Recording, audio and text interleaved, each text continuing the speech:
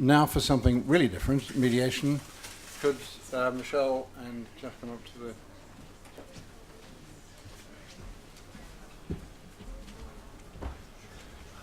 Following on from the US in the very late 70s and 80s, adopting forms of institutionalized, organized mediation, the UK, since the late 80s, and then starting in earnest in 1990, has developed a really large body of interest and experience of mediation as a means of dispute resolution.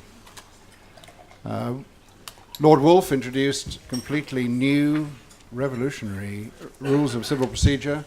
They came into force on the 26th of April 1999. It's appropriate because the 26th of April reflects Rule 26.4, which is the overriding objective imposed on judges to encourage the parties, require the parties to deal with matters justly, including the use of forms of ADR. It's led now to a collection which outside the US I think is unrivaled. There are some other countries who would claim it, but in terms of numbers, the UK now has hundreds, thousands of trained mediators and has a stellar collection of those who are absolutely at the top of their game. And we have two on the panel today. Geoff Sharp is going to speak first, originally from New Zealand, big firm litigator, then turned into a mediator. And he mediates not only all over New Zealand and to high acclaim, but also in parts of Asia and Singapore. He's also done a lot of training, mediation training, in all sorts of places. The list, Samoa, Cook Islands, Australia, the US, Europe, UAE, Malaysia, Hong Kong, Singapore, and Thailand. He's also consulted widely by and to the New Zealand government on aspects of public sector mediation. He gave a very interesting presentation to the Civil Mediation Conference last week on the use of mediation in dealing with the consequences of the disastrous Christchurch earthquakes, in which he's been very significantly involved. Geoff, the floor is yours to talk about mediation. Thank you, Tony. Very, very generous. Thanks for sticking with us, everybody. It's the dead man's walk here. I think we are hoping to mix this up a bit, so not just speeches from the throne. I think we're going to have a discussion, so I can be pretty brief, but I really just wanted to lay out the case for mediation in small states. It seems to me, and I would say this, but it seems to me it's tailor-made for small businesses in small states. So hopefully this won't sound like a sales pitch, but why my underlying thesis is, why wouldn't you? Mediation has, and it's anecdotal because there's not much data on mediation because it's a confidential process, but mediation has a success rate of, Michelle, I'll look at you, somewhere between 70 to 80 to 85% domestically anyway. So we know that 7 or 8 out of every 10 mediations we mediate end in a consensus of some kind. So no harm, no foul. Why wouldn't you try it?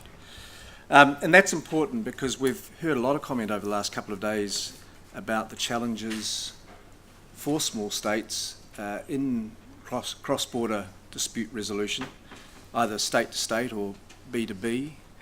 Resources, expertise. Tony mentioned, we heard on day one, the process costs of one, was it an arbitration litigation? Arbitration almost bankrupted a small state. Well, that's outrageous. Just the legal bills, let alone the other side's costs. Yeah, exactly, yeah. And so mediation addresses, I think, and I'll give you some anecdotal evidence about costs and how they're brought down by mediation. But mediation addresses these challenges. I think I was talking at lunchtime to a colleague who's just left, but she, not knowing much about mediation at all, said it seemed to her that the real attraction of mediation for a small business in a small state was that they remain and retain control of the outcome. And that's exactly it. The poster the poster child of mediation is we save you costs, we save you time, significant costs, save you significant costs, significant time, but the real unsung hero of mediation is the parties remain in control of the outcome, and that, when you talk to any business person after a mediation, they say that's what counts, and I think that's pretty important. So look, I'm going to touch on a bit of that. I'm going to talk about very briefly how small states might access mediation. It goes to what Jack was saying about writing this stuff into your trade agreements from the very start, and we call them in New Zealand midnight clauses because they're dealt with at midnight. They are often badly drafted, and sometimes so badly drafted the courts won't enforce them because there's no certainty. Talk about the advantages of doing that, and hopefully talk about what a cross-border trade mediation might look like. First, access. As I say, the easiest way for businesses in small states to get a right to mediation is to write it into their trade contracts at the very outset. It provides them with a clear pathway. I was interested in, Jack, I hadn't actually thought about this, Jack, that people, small businesses don't do this because they don't like, it's like a prenup. You don't like talking about the divorce as you're getting married. So I hadn't sort of thought that might be an inhibitor. But it just is a no-brainer. It provides a clear pathway, in the event of a dispute. And there will be. There will be either a speed bump or a fully blown dispute. So often we see, and you'll all know this, often we see very good, well-drafted, three-tier dispute resolution clauses. First, the CEOs or someone in quite a senior position in the organisations, they have to talk to each other. Point of that is they have no ownership of the actual dispute. Get the people who are going at it out of the picture. Get a big picture people to talk about it. If that doesn't work, then mediation. If that doesn't work, then arbitration. One of the things we're finding, and hopefully Michelle and Tony will talk about this as well, one of the things we're finding is that these contractually mandated mediations are finding their way into the mediation room far too early. So a good mediation often has a dispute that's matured, whatever that might mean. It might mean it's been through a few rounds in court, it might mean it's had a few legal bills on it, but it's just matured. People have had time to live with it and realise what it's like to be in commercial conflict. So these clauses are pushing mediations into the room pretty early. Often they've got time limits, 30 days from the notice of the dispute, has to be in mediation, the CEOs have to talk. So, but look, nevertheless, that's the way forward. I think there's some research saying that about 85% of cross-border mediations derive from contractual mandates. I think that's where it comes from. So look, the advantages of a midnight clause. I think one of the prime advantages, they eliminate weakness, the perception of weakness. So when it comes to a dispute, a small state doesn't have to say, "Can we talk to you?" It's in there. It's the clear pathway. That's what happens. And I think that's really important. So it eliminates the perception that if I raise the prospect of talking to you, a big multinational, I'm seen as weak. It levels the playing field. And I think mediation for small states, in addition to staying in control, the other attraction is it levels the playing field. It makes the power imbalances a lot more even. I think the other thing is, and this is a well-worn track, it preserves usually the relationships. And again, small business in a small state fights hard to get into foreign commerce, and you just don't want your dispute to just settle that aside. So mediations usually do preserve relationships. I've seen organisations and individual parties come into a mediation with a dispute and leave stronger. They say, if we can get through that, then very happy to keep doing business with you, and we'll get through anything if we can get through that. So I think they have real advantages. Can I just say a quick word about the mechanics of them? They there are a number of dispute resolution clauses businesses can import into their trade contracts. The one I see most often is now the Singapore clause, Singapore International Mediation Centre. It's a very simple clause: all disputes, controversies or differences arising out of or in connection with this contract, blah, blah, blah, may, notwithstanding the commencement of any other proceedings, be referred to mediation in Singapore, which is the hub in my part of the world for mediation, in accordance with the mediation rules of the Singapore International Centre. And that just imports all their rules, very simple.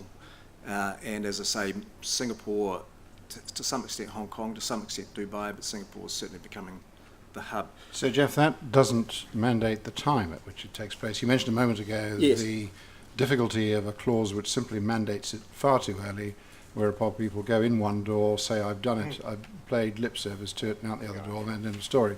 That, if that's so, then the Singapore clause is desirable. It doesn't. And look, I've got an ICC clause that I won't read out, but that has a 45-day kind of time frame.